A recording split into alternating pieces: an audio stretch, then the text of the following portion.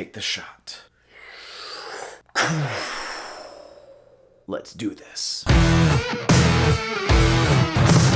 What's up, YouTube? Today we're going to talk about the Canon 70-200 f4. I'm not going to lie, I have to make a conscious effort to not keep this on my camera at all times. And normally when I do these lens reviews, it's coming from a point of video. But this is actually my favorite photography lens too. If you do not currently follow my Instagram, which you should, link below, this lens is all of my moon photos. Yes, I do use an extender with it, but this is what I'm using when I take all of my moon photos. I'm actually gonna be debuting one of my favorite moon shots that I've had in a while as a promo for this video, so go check it out. Spoiler, that photo that I'm about to post to promote this video, handheld.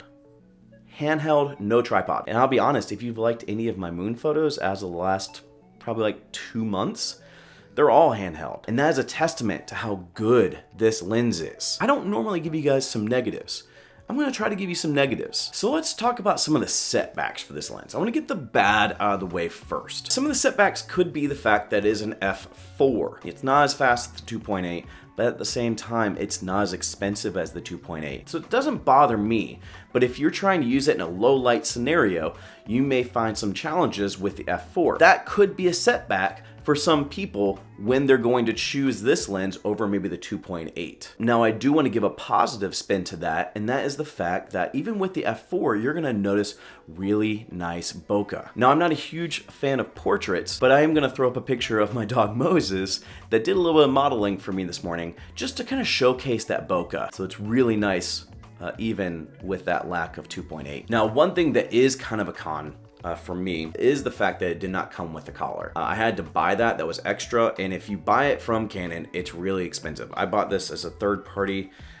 This one's actually Photo Diox as well, and I love this. If you guys have an f4 and you're looking to pick up a collar for it, I'll put a link below. I like this one, but the fact that it didn't come with it kind of sucks. So let's talk about some of the pros. So one of the pros is the reason why this is a Canon lens is just price. This is about half the price of the Sony native 70-200. Now there's a couple of things you sacrifice with that. You know, like I said, with adaptive lenses, maybe the autofocus isn't great, but I'll be honest, that's another pro. I love this focus ring. It's so smooth. So I actually don't normally use the autofocus on this lens. So one pro, cost, and the fact that the manual focus is so buttery smooth.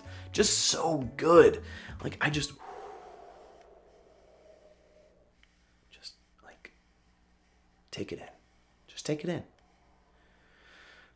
The other reason why I love this lens is because it is image stabilized. You're gonna pay a little bit more to get the stabilized version, but I'm gonna tell you right now, it is worth it. The first adapter I was using was not transmitting the image stabilization.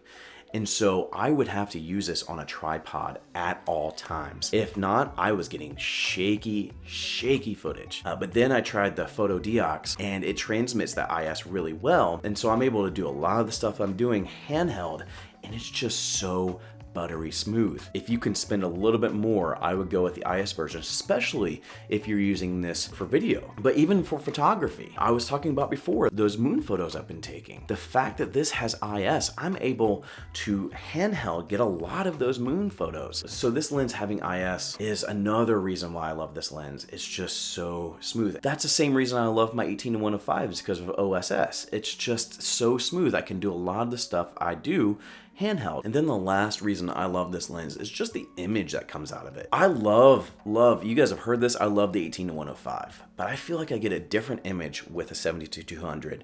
And I just also love being able to punch in. I think it's the Peter McKinnon in me, where I just love to get that close up B-roll footage, whatever. Being able to punch in my videos really close is one reason why, just even more so, just love using this all the time. If I can use it, I'm going to. So for those reasons, with the price point, the manual focus, not having to worry about it being adapted because the manual focus is just spot on, the fact that It does have the IS, the fact that it does produce a great picture. For those reasons, I love this lens and would recommend it to anyone. I know I got mine super used, so I got a really great deal on it. You can probably find it anywhere on eBay for around $600 to $700. And so it's not like super budget, but it's definitely more budget than something like a Sony native 70-200 f4. You guys know I try to do more budget-friendly reviews, and so that's why I consider this more budget-friendly, is because it is a 70-200, but with the picture quality and the budget, those things all combined is why I consider a good value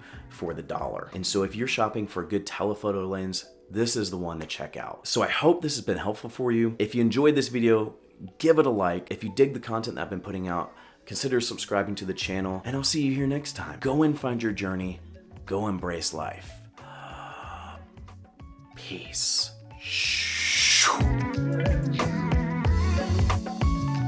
But like, for real, there's been 1.5 million things that have gone wrong with this video today. Let's talk about some of the... which effectively... oh my god. This is what I do in Call of Duty. Corner camp.